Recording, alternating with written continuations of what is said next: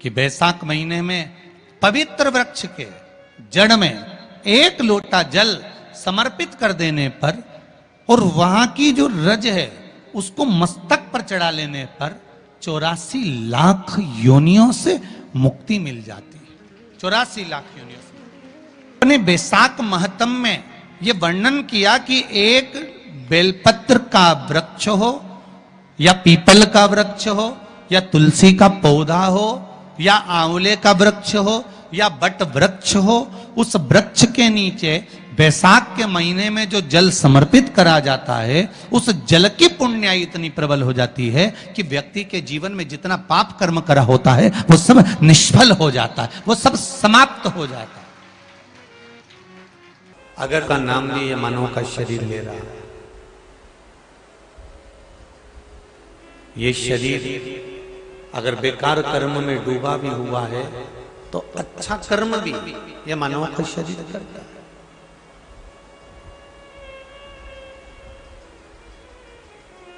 अब कितनी सुंदर बात कही कि इस मानव के शरीर में छल भी है, कपट भी है, बेईमानी भी है, प्रपंच भी है, और इस मानव के शरीर में भगवान का भजन, समर्पण, कीर्तन, मंत्र जाप, नाम जाप, स्मरण भी इस मानव के शरीर। अच्छे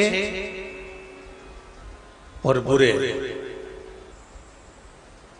बेईमानी करने वाले नहीं होते तो ईमानदार भी नहीं होते, क्योंकि इसी मानव के शरीर में सब कुछ समाया है, इसी मानव के शरीर में सब कुछ भरा हुआ है। तो ये पूर्ण सृष्टि मेरे मालिक ने, मेरे भोलेनाथ ने, संपूर्ण सृष्टि मेरे देवाधिदेव महादेव ने, ये संपूर्ण सृष्टि का जो निर्माण किया है ये करा ही अच्छे और बुरे लोगों से मिलकर।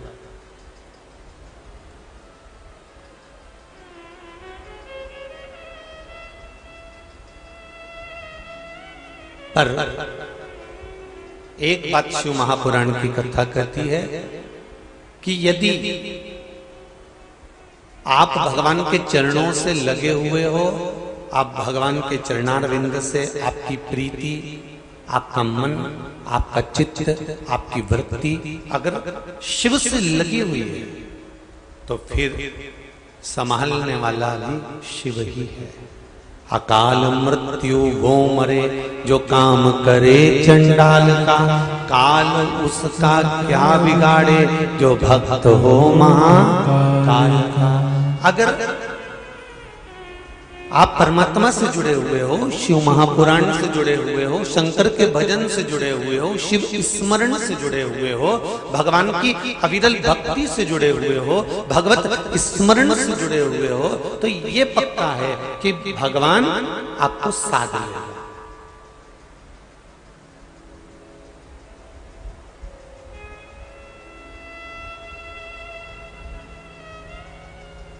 अभी रायसेन की कथा में एक बात कही थी, त्रिपुंड शिव महापुराण में, और उससे पहले शिव पंचायत शिव महापुराण में भी कहा था अगर कोई वस्त्र आप पहन रहे हैं, वो वस्त्र अगर भगवान को चढ़ा देंगे फिर पहन लेंगे तो उस वस्त्र की कीमत अपने आप बढ़ जाएगी।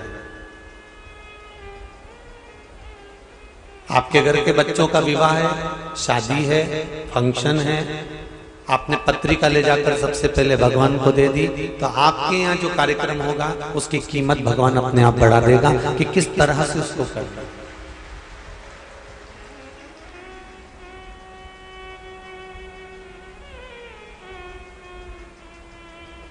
इस मनुष्य शरीर की कीमत कब बढ़ती है? इस मानव की देह की कीमत कब बढ़ती है? जब यह मानव का शरीर, जब यह मानव की देह शंकर भगवान पर 1 लोटा जल समर्पित करती है और शिवलिंग का जब स्पर्श करती है तो इस स्पर्श से यह संपूर्ण शरीर की कीमत मेरा भोलेनाथ अपने आप बढ़ा देता है, स्वयं बढ़ा देता है।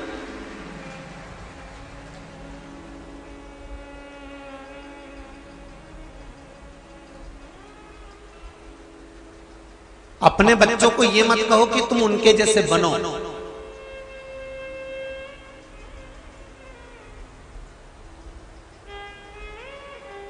अपने बच्चों से ये नहीं कहना कि तुम उनके जैसा काम करो। अपने बच्चों से अपने को ये नहीं कहना कि तुम्हें उनके जैसा बनना है। अपने बच्चों को अपने को ये कहना है कि तुम वो बनो कि आने वाली पीढ़ी तुम्हारा नाम ले कि मेरा बेटा बने तो इसके जैसा बने। वो क्रम होना चाहिए।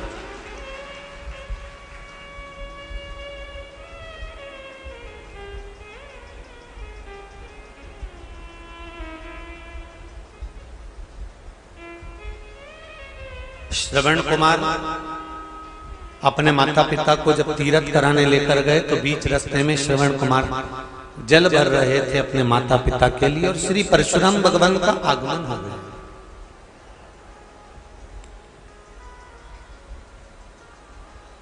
श्री परशुराम भगवान का आगमन हुआ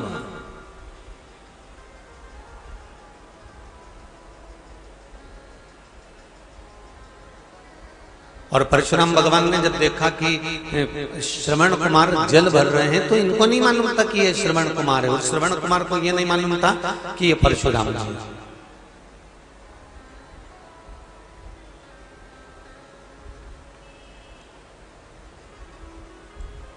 इस पंडाल में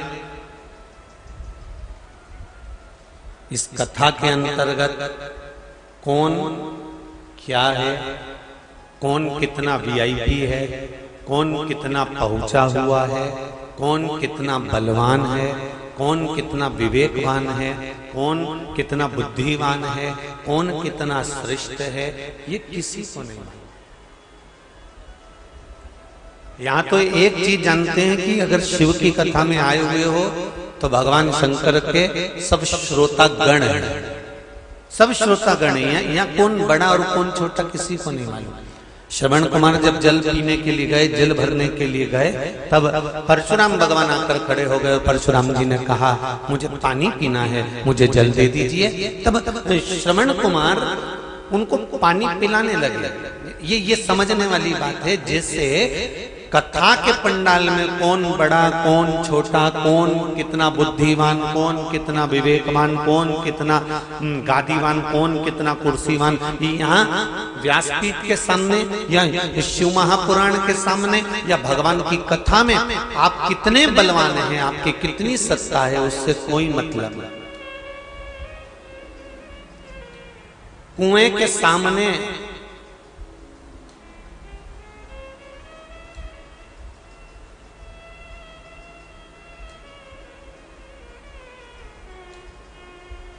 सामने ये नहीं देखा जाता कि किसकी बाल्टी सुंदर है और किसका घड़ा सुंदर है। कुएं के सामने ये नहीं देखा जाता कि किसका पात्र चांदी का है, किसका पात्र सोने का है। कुएं के सामने ये नहीं देखा जाता कि किसका पात्र लोहे का है कि किसका पात्र स्टील और तांबे और पीतल का है। कुआं हमेशा बस यही देखता है कि मुझे तो प्यासे को पानी पिलाना है, मुझे चांदी के बर्तन या सोने के बर्तन या लोहे के बर्तन या तांबे के बर्तन या पीतल के बर्तन से मुझे मतलब नहीं है।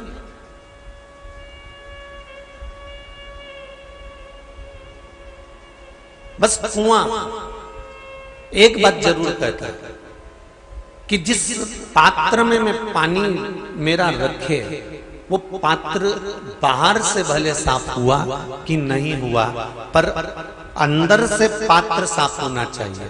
जिस हंडे में, जिस बाल्टी में, जिस घड़े में, जिस पात्र में अपन पानी को रखें वो पात्र अंदर से साफ होना चाहिए, अंदर से साफ।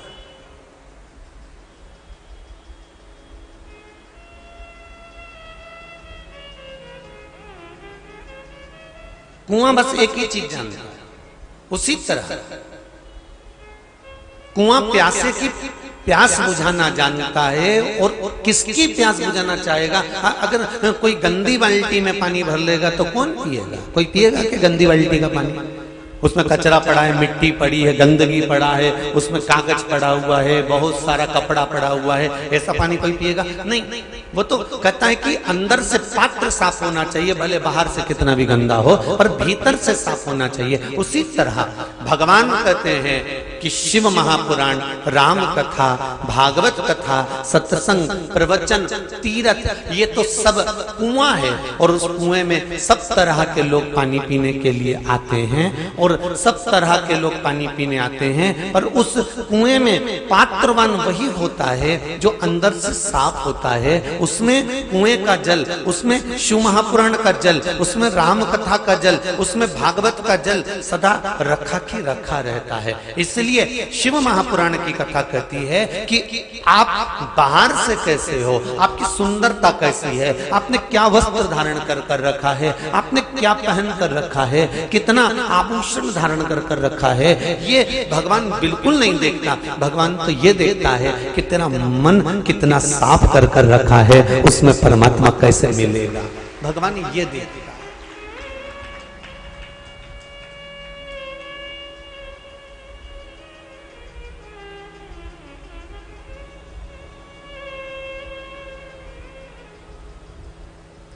कहते हैं प्रेम से प्रभु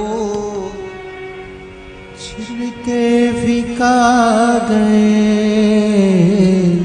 कहते हैं प्रेम से प्रभु छिलके भी खा गए। शबरी के झूठे बेर भी खाते रहा करो, दर्शन के नैन बावरे दर्शन दिया करो। भक्तों के घर भी सांवरे आते रहा करो, दर्शन के नैन बावरे दर्शन दिया करो।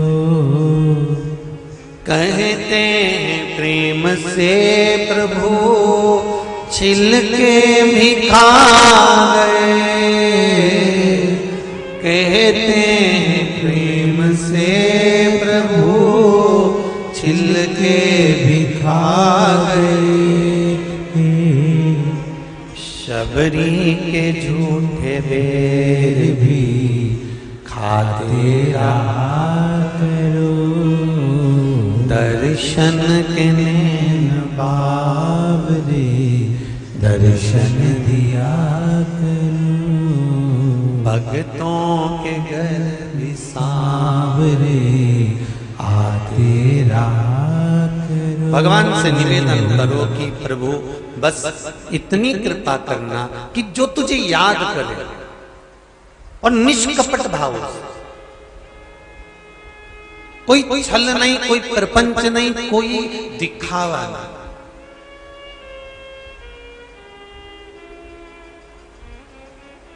एक बात कहूं आप लोगों से, जितने भी लोग यहाँ हरिद्वार की पावन धरा पर कथा सुनने आए हैं, चाहे वो यजमान परिवार से हो, चाहे वो आप लोग श्रोता भाई बहन हैं,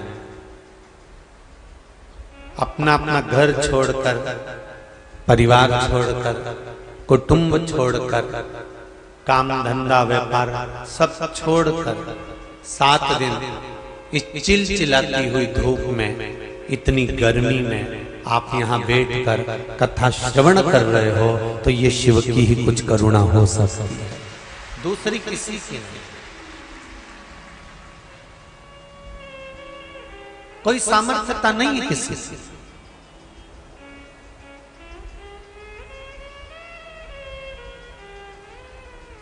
घर पे अगर तुम्हारी बहू तुमसे कह देती ना, मम्मी मेरे घर में शादी है, मेरी साड़ी में पीको और फाल तैयार करना है, जरा चलो ना मेरे साथ बाजार, तो सास कह देती शाम को चलूंगी, अभी नाम मत लेना, दोपहरी का टाइम है।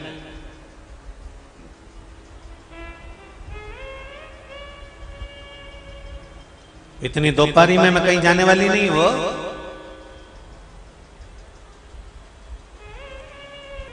दक्ष प्रजापति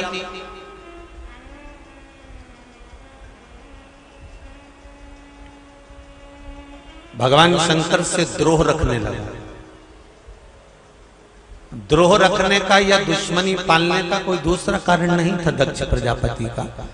दक्ष प्रजापति का दुश्मनी पालने का केवल एक कारण था कि मैंने अपने दामाद चंद्रदेव को श्राप दिया था, और उस श्राप को मैंने जो चंद्र को दिया था, तो चंद्र की काया मैंने जब बिगाड़ दी थी, तो ठीक शंकर जी ने क्यों कहा?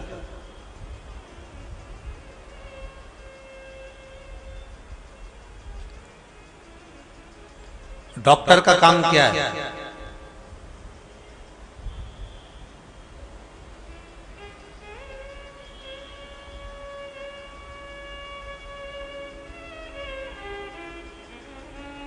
डॉक्टर का काम क्या है? अगर पहचान वाला भी जाए तो उसको इलाज करना है, और अगर एट ए टाइम पर कोई अचानक कोई एकदम, मान लो तुम्हारा दुश्मन भी अगर सामने पड़ा हुआ है, तो कोई लाकर तुम्हारे सामने छोड़ दिया है, तो तुमको इलाज करना है। डॉक्टर का काम है ये डॉक्टर का करना है। अपना आया तो भी स्वीकार करा, पराया आया तो भी स्वीकार करा। डॉक्टर दोनों को स्वीकार करता है।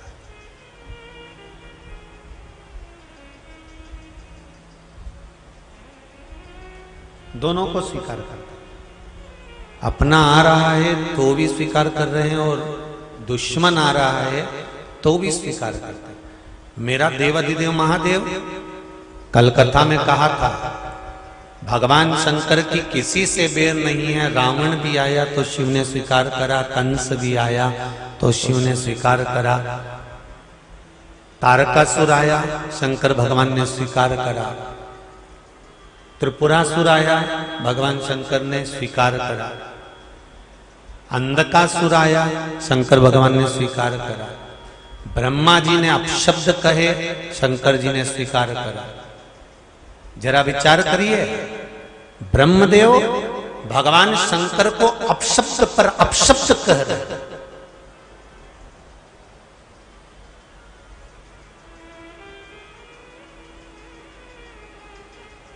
ब्रह्मा जी कह रहे हैं ये शिवलिंग, कोई शिवलिंग है? एक पत्र आया है किसी ने लिखा, वो तुम्हारी हंसी उड़ाते हैं, तुम्हारे लिए ठिठोली करते हैं, अपशब्द कहते हैं। शिव महापुराण की कथा कहती है 33 कोटि देवताओं को उठाकर देख लीजिए, ऐसा कोई देवता बता दो जिसने शंकर भगवान पर उंगली ना उठाई। उसके बाद भी किसी एक देवता का नाम बता दो जिसके नाम के आगे महादेव लिखा हो, महासंबोधन जुड़ा हो।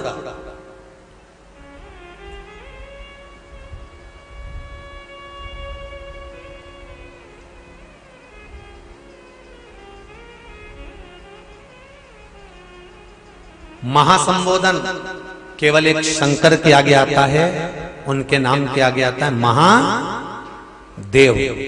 और दूसरा महासंबोधन शंकर भगवान ने अपनी तरफ से माता लक्ष्मी को दिया।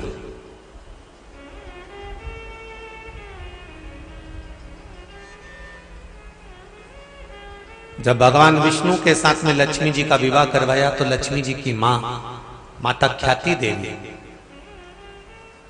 भगवान शंकर के साथ में लक्ष्मी जी का विवाह करना चाहती थी, पर भगवान शिव ने कहा नहीं माता ख्याति, आप अपनी पुत्री लक्ष्मी का विवाह नारायण के साथ में करिए।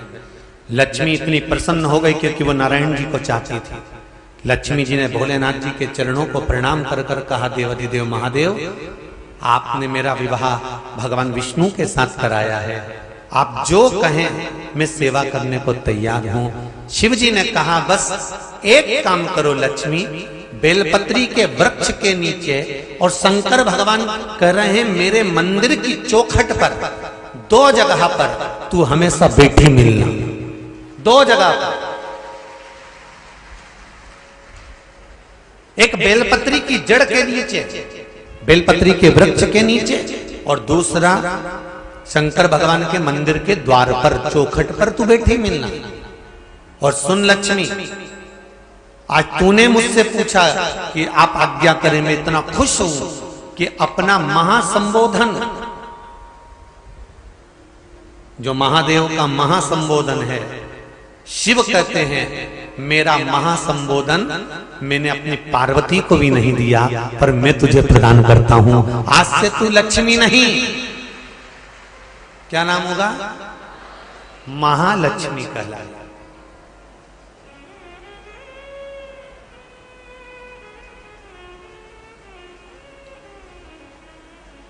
अपना महासंबोधन भगवान शंकर ने लक्ष्मी जी को दे दिया। कोई ऐसा देव बता दो जिसके आगे महासंबोधन लिखा हो। महासंबोधन केवल देवाधिदेव महादेव के सामने लिखा है, महादेव।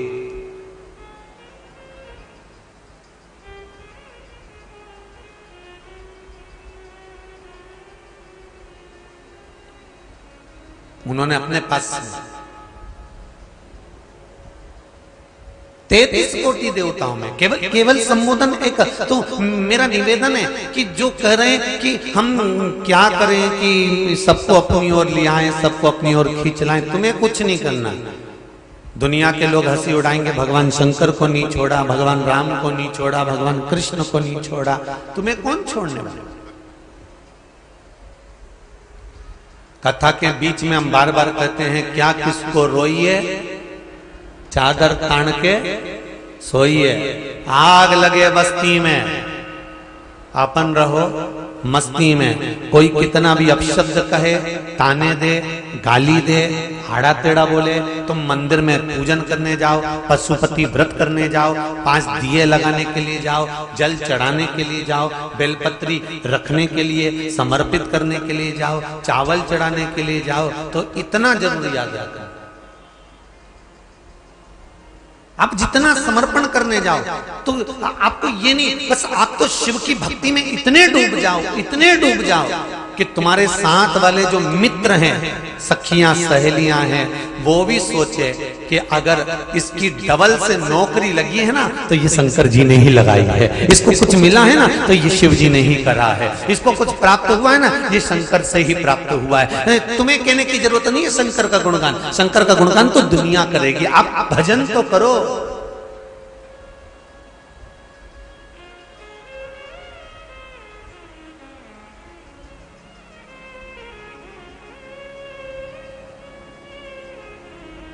कर सेवा तू लगन लगाकर, मन में सच्चा भाव जगाकर, ही की आंखें खोलो रे अब वल्लभ के खोलो। आप भजन तो करो, स्मरण तो करो, चित्तवृत्ति धारण तो करो, आप शिव की आराधना में लगो। तो फिर किसी एक माता ने प्रश्न किया, पत्र लिखा हुआ है,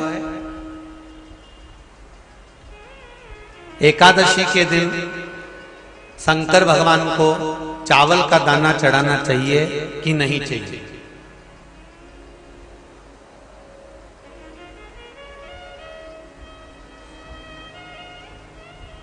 अब बोलो तेरा क्या होगा रे कालिया?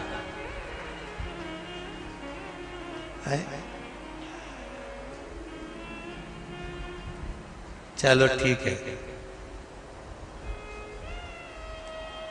बीमार व्यक्ति से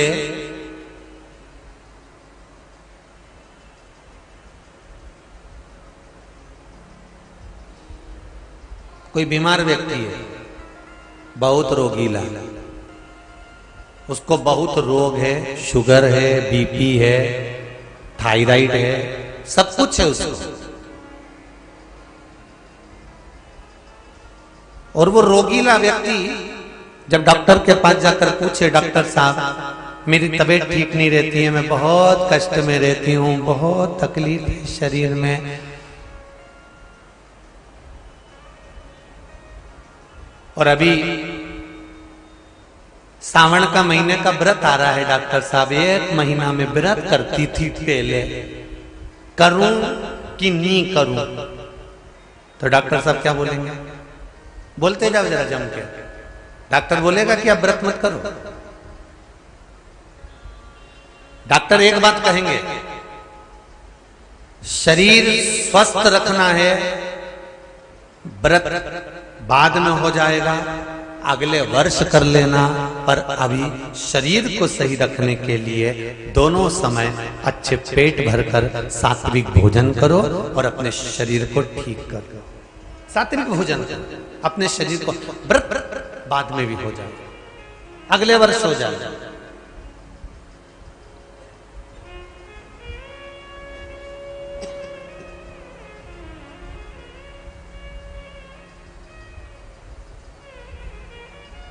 अभी तुम थोड़ा सवेरे 2 बिस्कुट ले लिया करो, सुबह नाश्ता ले लिया करो, भोजन ले लिया करो, फिर दोपहर में कुछ हल्का फुल्का लेकर थोड़ी थोड़ी देर में खाते रहना चाहिए हो।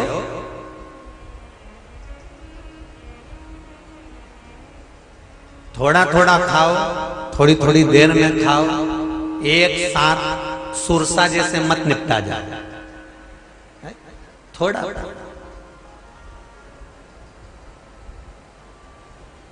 ज्यादा खाओगे और ज्यादा कमाओगे तो दूसरों को कष्ट नहीं होगा, कष्ट खुद को होगा। ज्यादा खाओगे अपाच्य हो जाएगा, रात की नींद उड़ जाएगी, शरीर में अच्छा नहीं लगेगा। ज्यादा कमाओगे, रात की नींद उड़ जाएगी, दुनिया की दृष्टि तुम पर पड़ जाएगी और तुम्हारी रातों की नींद चली जाएगी।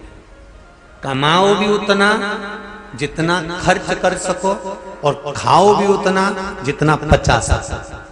अति सर्वस्व वर्जक। डॉक्टर कहेंगे ये तुम्हारा व्रत जो है ना अगले साल कर लेना, इस साल मत करिए, इस साल तो आराम से भोजन वोजन करो, तुम लोग बढ़िया प्रेम से खाओ पिए। तो उसी तरह किसी ने पूछा कि चावल का दाना एकादशी पर भगवान शंकर को चढ़ा सकते हैं, चावल का दाना शंकर जी को चढ़ाते क्यों है, पहले तो वो समझ में। बेलपत्री का तो महत्व आपको बार बार बताया कि बेलपत्री शिव जी को क्यों चढ़ाई जाती है, कहीं रोग के लिए, कहीं बीमारी के लिए, कहीं किस कार्य के लिए, कहीं कोई कार्य के लिए, कहीं कोई कार्य के लिए। चावल का दाना अगर हम शंकर भगवान को चढ़ा रहे हैं तो क्यों चढ़ा रहे हैं, उसका कारण क्या है। चावल का दाना शिव को चढ़ाने का केवल एक कारण रहता है कि चावल को अक्षत कहते हैं।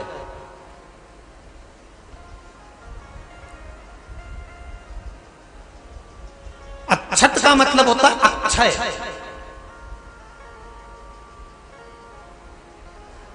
अभी हमारे यहां एक तिथि आने वाली है अक्षय तृतीया, उसका मतलब क्या होता है, अक्षय जिसका कभी क्षय ना हो।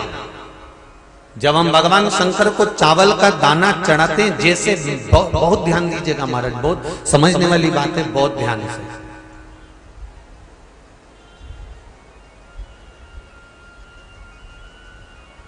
चावल का दाना हमारे मस्तक पर तिलक करने के बाद पंडित जी क्यों लगाते हैं कि भगवान जैसा समय आज चल रहा है, आप पूजन कर रहे हो, पाठ कर रहे हो, दान कर रहे हो, पुण्य कर रहे हो, सत्कर्म कर रहे हो, भजन कर रहे हो, मेरा देव अधिदेव महादेव, मेरा नारायण, मेरा सत्यनारायण भगवान, मेरा राम जी, मेरा विष्णु जी, मेरा भागवत मैया, मेरी रामायण मैया, ब्राह्मण मस्तक पर तिलक लगाने के बाद चावल इसलिए लगाता है कि जैसा समय आज चल रहा है, भगवान तुमको ऐसा ही समय बनाकर रखे और तुम ऐसे ही चार चांद लगाते रहो, दान पुण्य संकीर्तन करते रहो, इसलिए मस्तक पर चावल का दाना लगाया जाए।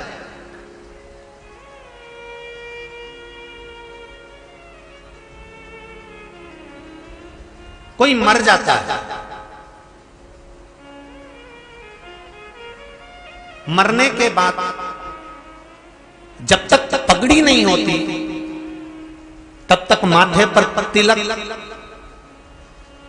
चावल का दाना लगाया जाता है। जम के बोलो जरा, नहीं लगाते। किसी पंडित जी से पूछो, ब्राह्मण देवता से पूछो, ब्राह्मण देवता ये कोई मर गया और हमारा तो नियम है कि हम सिर पे तिलक लगाते हैं, चावल लगाते हैं, या पंडित जी से हम तिलक लगवाते हैं, मंदिर जाते हैं तो मंदिर में जाके तिलक लगवा के हम चावल का दाना लगवाते हैं, क्यों नहीं लगाते? उसका कारण क्या है? जब किसी के मरने के बाद 10 दिन तक 12 दिन तक मस्तक पर तिलक क्यों नहीं लगाया जाता? 10-12 दिन तक माथे पर तिलक या चावल क्यों नहीं लगाया जाता? उसका कारण है कि ये जो समय आया है, तुम्हारे यहाँ जो गमी हुई है, तुम्हारे यहाँ कोई मर गया है, तुम्हारे यहाँ किसी के प्राण छूट गए हैं, तो ब्राह्मण इसलिए तिलक नहीं लगाता आपको, इसलिए चावल का दाना नहीं लगाता कि ऐसा दिन भगवान अब ना लाए, इसको अमर ना करे, इसको अक्षय ना करे, इसको प्रबल ना करे।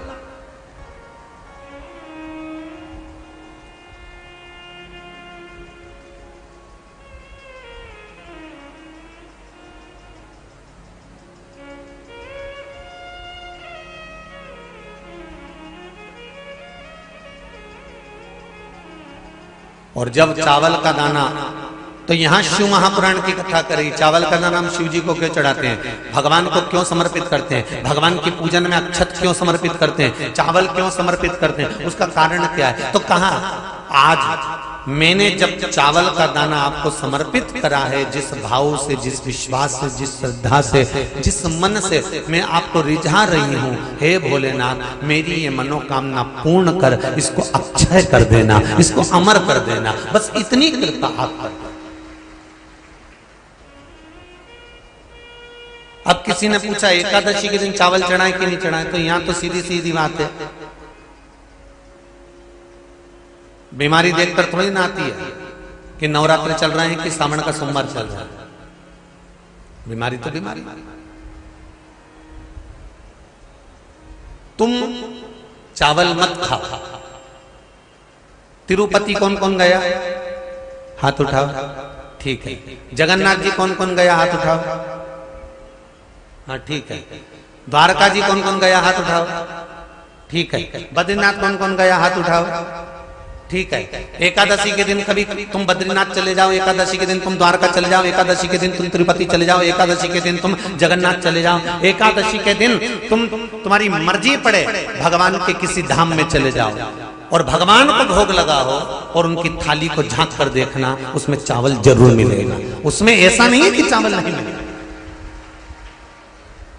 बद्री नारायण में भगवान को चावल का भोग लगा हुआ मिलेगा, द्वारका में चावल का भोग लगा हुआ मिलेगा, आपको जगन्नाथ में चावल का भोग लगा हुआ मिलेगा, तिरुपति में मिलेगा, द्वारकाधीश में मिलेगा, नाथू द्वारा में मिलेगा, सांवरिया सेठ में मिलेगा, काकरोली जी में मिलेगा। आप जहां जाओगे वहां पर एकादशी के दिन भगवान को चावल आएगा, क्योंकि भगवान के लिए परहेज नहीं है।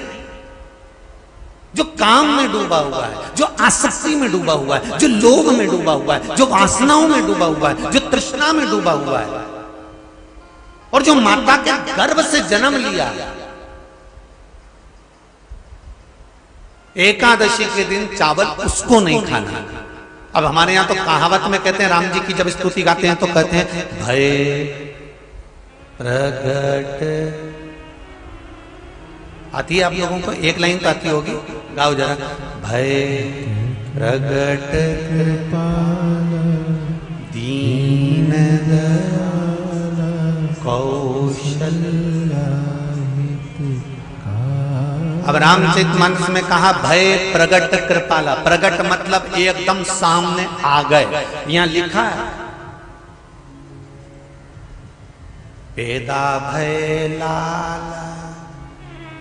अगर तुलसीदास जी लिखते तो जन्म लिया होता राम जी ने, तो तुलसीदास बाबा लिख देते कि पैदा भय, माता के गर्भ से इनका जन्म हो। नहीं नहीं नहीं, यहाँ कहा भय प्रगट कृपाला दीन कौशल्या, यहाँ प्रगट भय।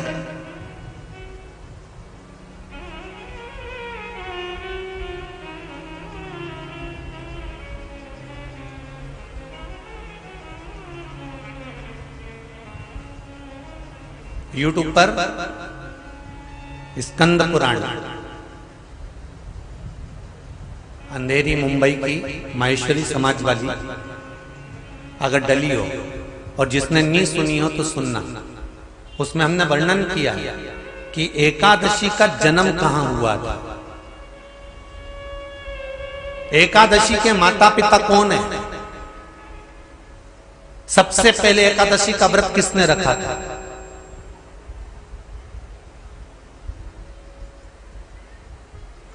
एकादशी का जन्म स्थान कहां है।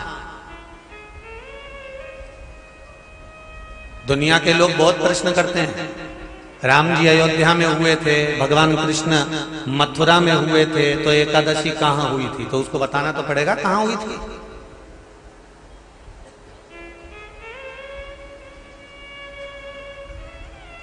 उसमें हमने वर्णन किया कि एकादशी के माता पिता कौन है, एकादशी का व्रत सबसे पहले किसने करा, एकादशी का जन्म कहां हुआ, एकादशी को क्यों चावल नहीं खाते, एकादशी के दूसरे दिन चावल का दाना खाना क्यों जरूरी है।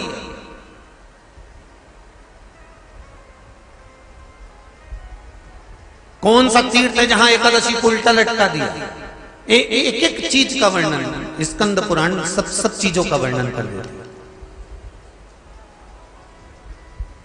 प्रत्येक तो यहां जो वर्णन आया कि आप मनुष्य जो माता पिता के गर्भ से, माता के गर्भ से जन्म लिया हो, संसार में जिसका जन्म हुआ हो और मृत्यु लोक में गर्भ की कैद में रहने के बाद जन्मा हो, उसको एकादशी के दिन चावल नहीं खाना चाहिए। महाराज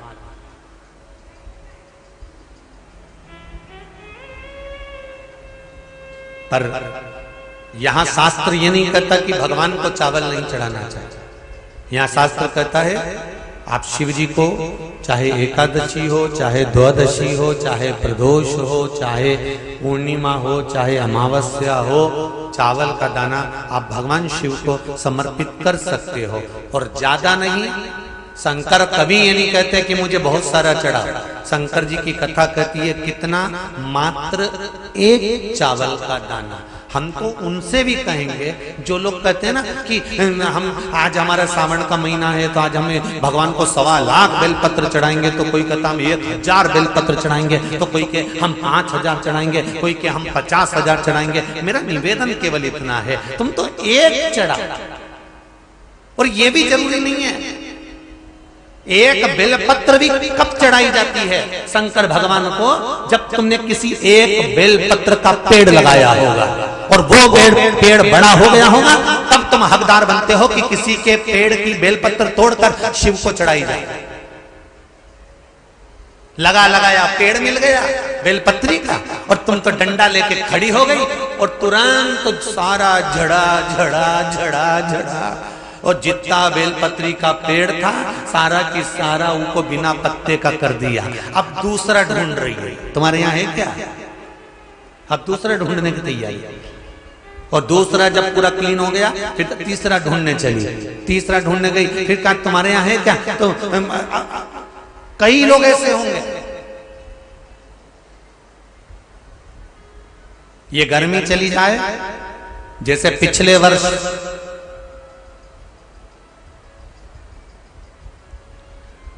11 लाख रुद्रा इस बेलपत्र के वृक्ष को लगाने का नियम लिया था।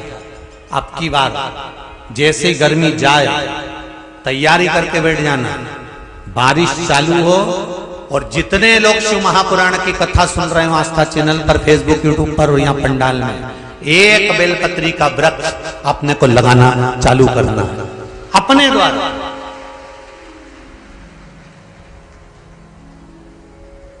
क्योंकि भक्त बढ़ गए, बेलपत्री कम पड़ने लगे।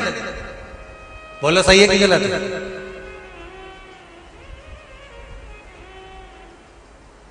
अब शिव के भक्त इतने बढ़ गए कि बेलपत्रियां कम पड़ने लगी। अब एक व्यक्ति भी चढ़ाए तो 2 तो चढ़ाए, अब एक वृक्ष में कितनी लगेगी बताओ जरा, ईमानदारी की बात हो। अब तुम सब तोड़ सब ले गई सब, और अभी इंतजार कर रही, अभी उगेगी। अब बेलपत्री का वृक्ष भी सोच रहा है, अरे यो कमला तू अपने घर जा, रहने दे, अभी और उगने वाले। नियम बना। और एक बात और कहूंगा, हृदय से कहूंगा, अगर आपके पास में बेलपत्री के वृक्ष से बेलपत्री नहीं भी ला सके ना, तो जो बेलपत्री शिव जी को चढ़ी हो, जो बेलपत्री भगवान शंकर को समर्पित हो, उसी बेलपत्री को उठा लो शिव जी के ऊपर से, पानी में धो लो और अपने मन की बात कहकर शंकर भगवान को फिर चढ़ा दो। शिव स्वीकार कर लेते हैं, शंकर स्वीकार कर लेते। 33 कोटि देवता में कोई ऐसा देवता नहीं जो निर्माल्य स्वीकार कर लेता।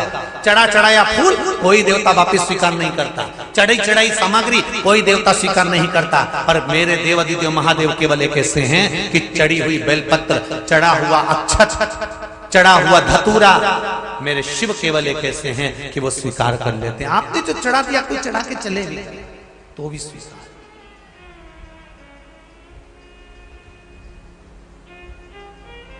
इतना सरल देव है मेरे देव महादेव, इतने सरल।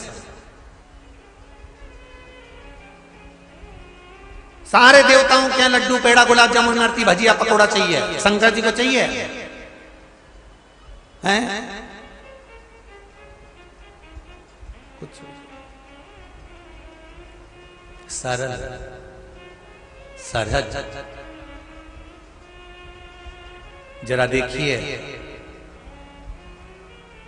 एक दुश्मन जब दुश्मनी करता है तो कितनी विचित्र दुश्मनी करता होगा।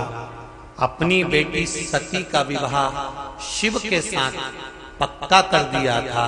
सारे देवताओं में बात हो गई थी कि मेरी बेटी सती शिव को बिहाएगी। उसके बाद जो दुश्मनी चालू हुई है, जो द्रोह चालू हुआ है, तो वो द्रोह कहां तक पहुंच गया।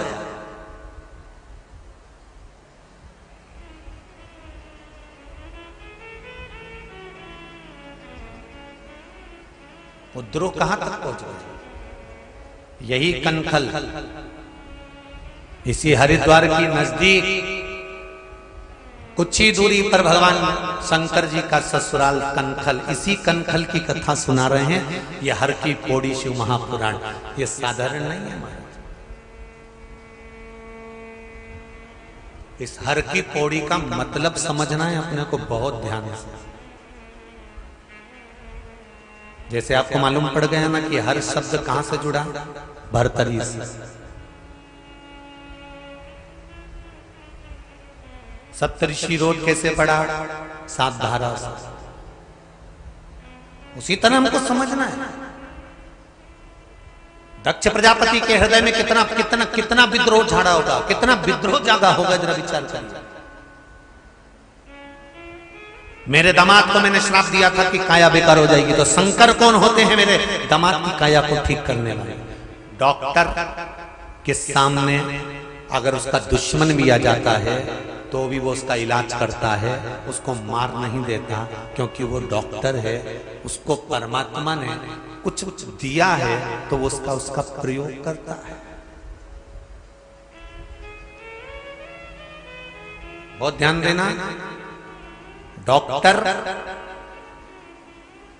अगर अपने और पराये का भेद करता है तो डॉक्टर के हाथ से मरीज के ठीक होने का जो यश होता है वो समाप्त हो जाता है। टीचर एक स्टूडेंट पर ज्यादा ध्यान दे और दूसरे स्टूडेंट पर ध्यान नहीं देता। क्यों?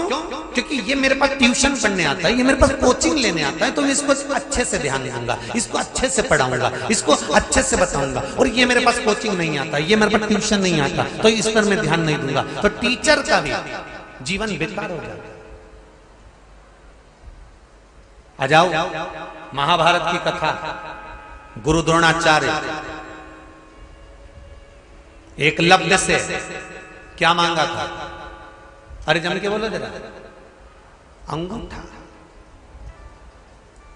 ना तो गुरु द्रोणाचार्य ने एकलव्य को पढ़ाया, ना गुरु द्रोणाचार्य ने एकलव्य को एक क्षण के लिए भी बैठकर ज्ञान दिया, ना गुरु द्रोणाचार्य ने एकलव्य को कुछ बताया, ना गुरु द्रोणाचार्य ने एकलव्य को कुछ कहा। उसके बाद भी अर्जुन से भी ज्यादा अगर कोई विद्वान था तो वो एकलव्य था। और गुरु द्रोणाचार्य को मालूम पड़ गया कि ये एकलव्य बड़ा विद्वान है, बड़ा ज्ञानवान है और ये सब कुछ कर सकता है। मेरे शिष्य को मैंने पढ़ाया, जिसको मैंने ट्यूशन दी, जिसको मैंने कोचिंग दी, जिसको मैंने इंस्टीट्यूट खोलकर बिठाया, जिसको पढ़ाया लिखाया, सब कुछ मैंने करा, ये तो इसके नीचे आ गया। और वो एकलव्य जिसको मैंने पढ़ाया नहीं, ज्ञान दिया नहीं, जिसको मैंने कभी देखा तक नहीं, और उसने मेरी मूर्ति बनाकर इतनी ज्ञान अर्जन कर लिया। कोई कोई होते हैं जिनको माँ बाप खूब पढ़ाते हैं और वो अच्छे अच्छे कॉलेज में, अच्छे अच्छे स्कूल में जाते हैं और खूब खूब खर्चा करते हैं। और कोई कोई ऐसे होते हैं, भले उसी स्कूल में पढ़ते हैं पर कोचिंग नहीं कर पाते, तो अपने दोस्त से कहते हैं, दोस्त तेरी किताब दे देगा क्या, तेरी बुक दे देगा क्या, मैं अभी पढ़ के आता हूँ, अभी मैं तैयारी कर आता हूँ, मेरा एग्जाम है कल, तेरा भी एग्जाम है ना, तो तूने तो पढ़ लिया होगा, हाँ मैंने तो सब पढ़ लिया, मेरे टीचर ने मुझे कोचिंग में सब पढ़ा दिया, ले किताब ले जा, ये 20 क्वेश्चन ले जा, ये ले जा, ले तेरी ये फिजिक्स उठा ले जा, ये केमिस्ट्री उठा कर ले जा, ले तू पढ़ लेना, ले जा।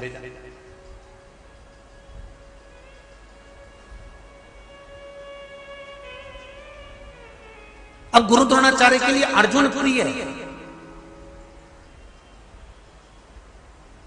एकलव्य प्रिय नहीं है। तो उन्होंने सोचा कि मेरे शिष्य का नाम कैसे चलेगा, तो उन्होंने कहा इसका अंगूठा ही कटवा लेता।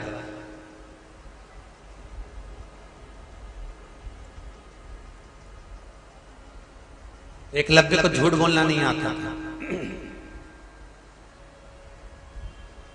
एकलव्य ने गुरु द्रोणाचार्य एक बार निकल कर जा रहे थे तो प्रणाम कर लिया, गुरुदेव नमन करता। गुरु द्रोणाचार्य ने पूछा तुम कौन हो? एकलव्य कहता है मैंने आपकी मूर्ति बनाई और आपसे विद्या सीखी है। गुरुजी आज तक मैंने गुरु दक्षिणा नहीं दी, आप बताओ मैं गुरु दक्षिणा में क्या दूं आपको? कुछ आता है तुमको? हाँ। अर्जुन को भी बुलाया और एकलव्य को भी बुलाया और दोनों की परीक्षा ली, तो एकलव्य जीत गया, अर्जुन हार गया। गुरु द्रोणाचार्य ने सोचा मेरा शिष्य जिसको मैंने पूरी जिंदगी लगा दी सिखाने में और वो हार गया और एकलव्य जीत गया, मुझे ये अंगूठा काट कर दे दो। और अंगूठा मांग लिया। जिस गुरु द्रोणाचार्य ने अपने शिष्य के लिए एक शिष्य से छल कर गए, उस गुरु द्रोणाचार्य का महाभारत के युद्ध में कैसा अंत हुआ है ये पूरा इतिहास जानता है, ये पूरा विश्व जानता है।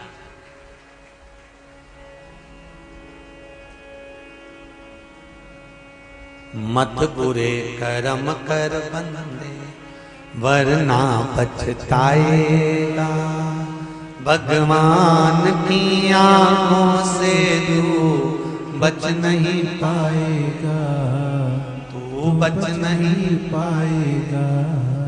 अरे ओ अज्ञानी मत करना दानी, तेरे कर्म का फल भी तू ही पाएगा, जैसा किया तूने तेरे आगे आएगा। मत बुरे कर्म कर बंदे वरना पछताएगा, भगवान की आंखों से तू बच नहीं पाएगा, तू बच नहीं पाएगा। आप अच्छा कर्म करो। एक टीचर अपने स्टूडेंट के साथ छल ना करे, एक डॉक्टर अपने मरीज के साथ छल ना करे, तो ये शिव की कथा कहती है कि भगवान भी उसकी जिंदगी के साथ कभी छल नहीं करता है, कभी नहीं करेगा।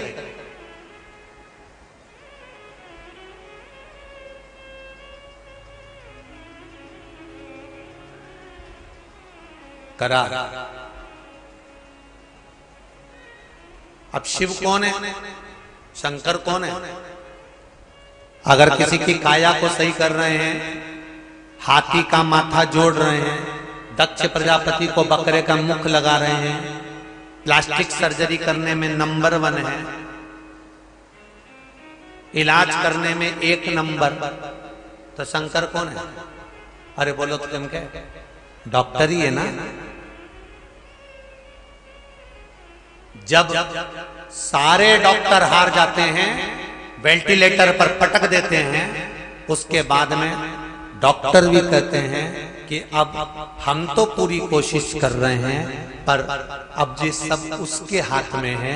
मतलब डॉक्टर को भी मालूम है कि एक डॉक्टर और बैठा है और वो साधारण नहीं, वो साधारण नहीं हो सकता, वो दुनिया का आनंद करने वाला है। छठे महीने में मंदिर जाना बंद कर दिया। शंकर जी तुम्हें याद आ रही है, मेरे को मंदिर जाना चाहिए, मेरे को बहुत तकलीफ आ रही है, मुझे बहुत कष्ट आ रहा है, मंदिर जाऊं मंदिर जाऊं मंदिर जाऊं, पर भगवान नहीं आने दे रहे। समझ लो कि भगवान ने तुमको दूर कर दिया। भगवान जानता है कि अब तेरे दुख की घड़ी चालू हो चुकी है, अब तेरा कष्ट चालू हो चुका है, तूने मेरा दरवाजा छोड़। पतंग हाथ में है डोरी, धागा, डोर हाथ में है, पतंग बहुत ऊंचाई तक जाएगी और वो डोर कट गई, पतंग किस छत पर, किस ग्राउंड में, किस नाली में, किस गटर में, किस खड्डे में जाकर गिरेगी, किसी को नहीं मालूम। उसी तरह जब तक तुम शंकर भगवान पर एक लोटा जल चढ़ा रहे हो या शंकर भगवान से जुड़े हुए हो, तब तक समझ लेना कि तुम्हारी पतंग आकाश छू सकती है। और जिस दिन तुमने शिव से दूर हटे, उस दिन गई ये पतंग, फिर कहां गई किसको मालूम।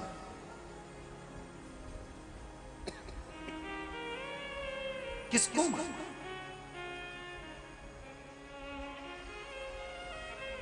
भोले में तेरी पतंग हवा बिच उड़ती जावांगी, बाबा डोर तो छड़ी ना मैं कटी जावांगी। शिव के पास आया, दक्ष प्रजापति को क्रोध आया, घर गए, सती मैया को समझाया, तुम्हारा विवाह शिव के साथ नहीं होगा।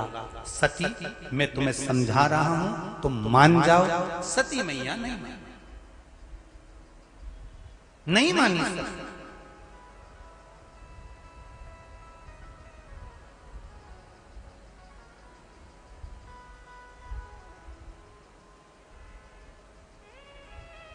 समझा? अरे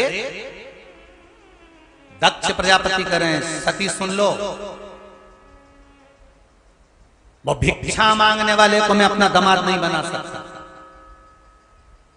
सती कहती है, मेरे भोले बाबा के कंधे पे झोली, और झोली को देख के भिखारी मत समझो, झोली को देख के भिखारी मत समझो, मेरे भोले बाबा को अनाड़ी मत समझो।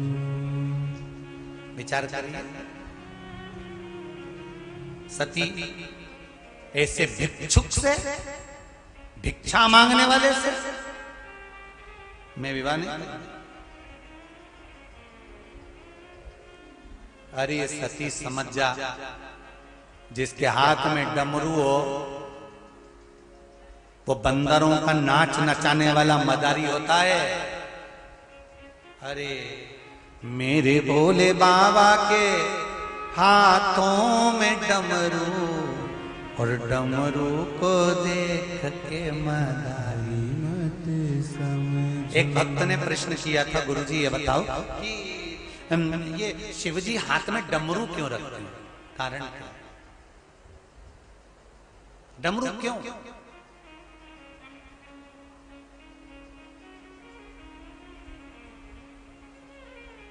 क्या कारण है डमरू रखने का भगवान शंकर? किस कारण से रखा शंकर भगवान ने डमरू? कारण क्या है? शिव महापुराण की कथा कहती है, भगवान अपने हाथ में डमरू जो रखे हैं वो बंदर को नचाने के लिए नहीं रखे। भगवान ये डमरू मदारी बनने के लिए नहीं रखे। भगवान कहते हैं ये डमरू जो है एक ही हाथ से, ये वाद्य यंत्र ऐसा कोई वाद्य यंत्र नहीं है जो एक हाथ से बजता। ढोलक दो हाथ से, तबला दो हाथ से, हारमोनियम दो हाथ से, बंसी दो हाथ से, वायलिन दो हाथ से, मृदंग दो हाथ से, सारे वाद्य यंत्र दो हाथ से बजते हैं। केवल एक डमरू ऐसा है जो एक हाथ से बजता है। शंकर भगवान कहते हैं मैंने डमरू अपने पास इसलिए रखा है कि एक ही हाथ से ये डमरू आगे और पीछे दोनों तरह से बज जाता है, उसी तरह संसार का मनुष्य एक बार मनुष्य का जन्म पाता है, अच्छे और बुरे के कर्म में वो डोलता रहता है, पर परमात्मा की शरणागति प्राप्त नहीं कर पाता। इसलिए शिव कहते हैं मैंने डमरू को अपने हाथ में रखा, अपने पास। सती समझ जा, सती नहीं मानी। आज दक्ष प्रजापति ने सती को कुछ नहीं कहा। आज दक्ष प्रजापति ने सती माता को कुछ नहीं कहा और नगर में ढिंडोरा पिटवा दिया। मेरी सबसे छोटी पुत्री सती का स्वयंवर है। कनखल की भूमि हर के द्वार से पास में थी। केदार में मेरा शिव है, नीलकंठ में मेरा शिव है, और कनखल की भूमि पर आज माता सती का स्वयंवर रखा गया है।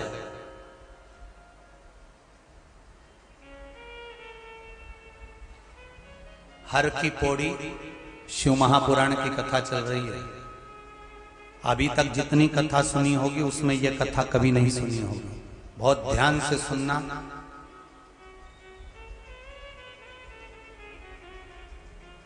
कि सती भी एक पुतले से विवाह कर लेते हैं। जरा ध्यान दीजिएगा इस कथा। माता सती, मां जगतधात्री, मां दुर्गा, मां आदिशक्ति सती।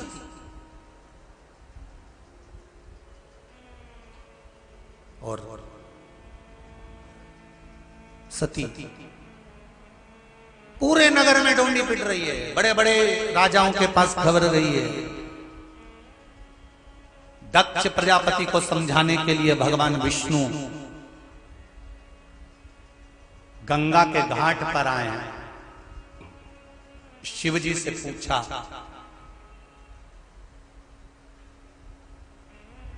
स्वामी प्रभु सती का स्वयंवर है, मैं जाकर एक बार समझाऊं। देवाधिदेव महादेव से मिलने के लिए भगवान नारायण, भगवान श्रीहरि, भगवान विष्णु भी गंगा के घाट पर पहुंचे। इसलिए आज भी भगवान विष्णु के चरण हर की पौड़ी पर आज भी बने हुए हैं। आज भी वहां चरण है।